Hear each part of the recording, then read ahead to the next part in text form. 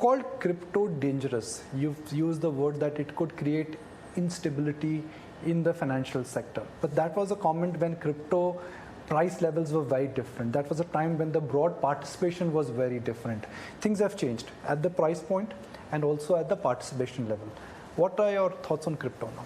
No, I think I'm happy that we sounded those warning signals, and I would like to believe that a large number of people would have taken note of the warning signals and the concerns expressed by the Reserve Bank, and I would like to believe, and anecdotally we are aware that anecdotally that many people did not invest in crypto, or they sort of pulled out of crypto thanks to the the caution and the the kind of caution that and the concerns that emanated or that came out that went out of the Reserve Bank.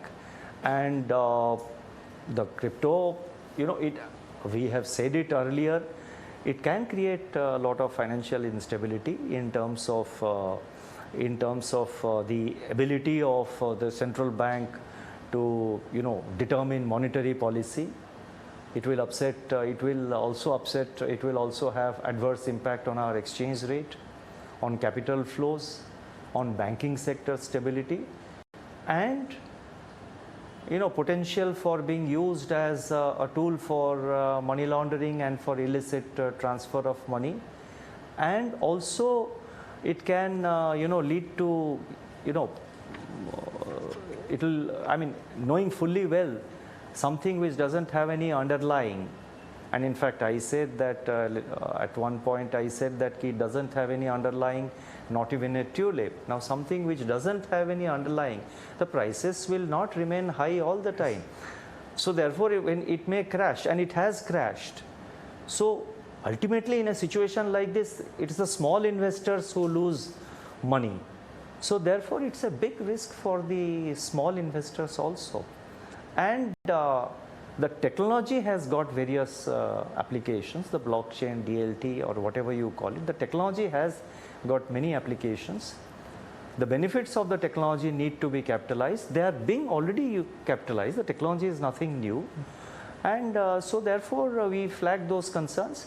And in this countries like India, we are differently placed from advanced economies. When there is a talk of dollarization of economy, if I am sitting at the other end of the globe, if I am in the US, I'll be very happy.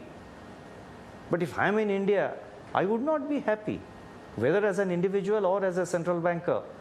It's not a good thing for our economy to happen. So therefore, emerging market economies, particularly since all the cryptos are denominated in the dollar, hard currencies, by and large dollar, it will not work in favor of countries like India. It may work in favor of countries like the bigger economies, the advanced economies.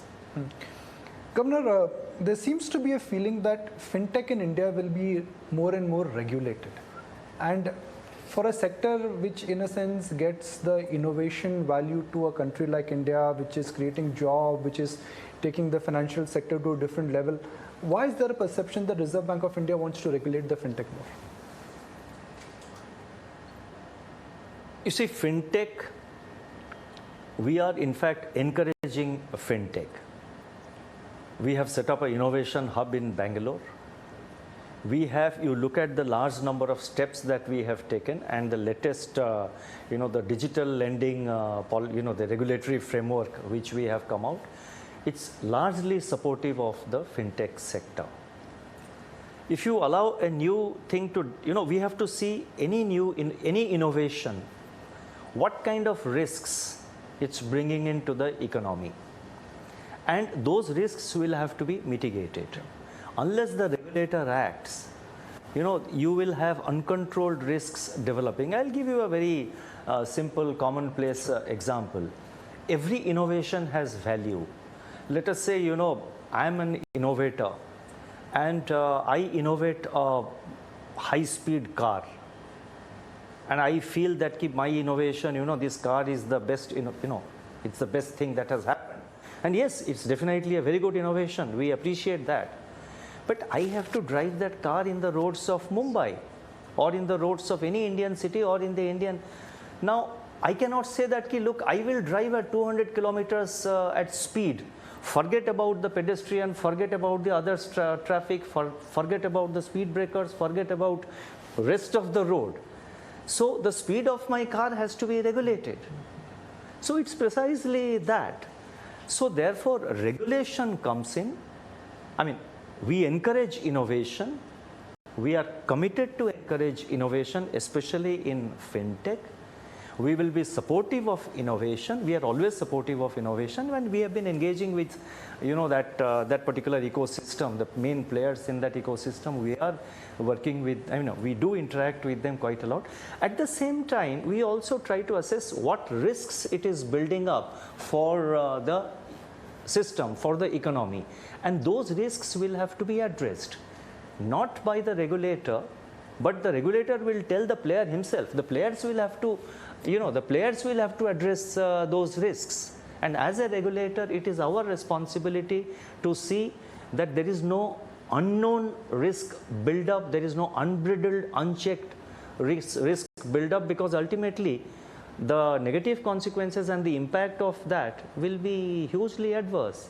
So therefore, it has to be an orderly, regulated development.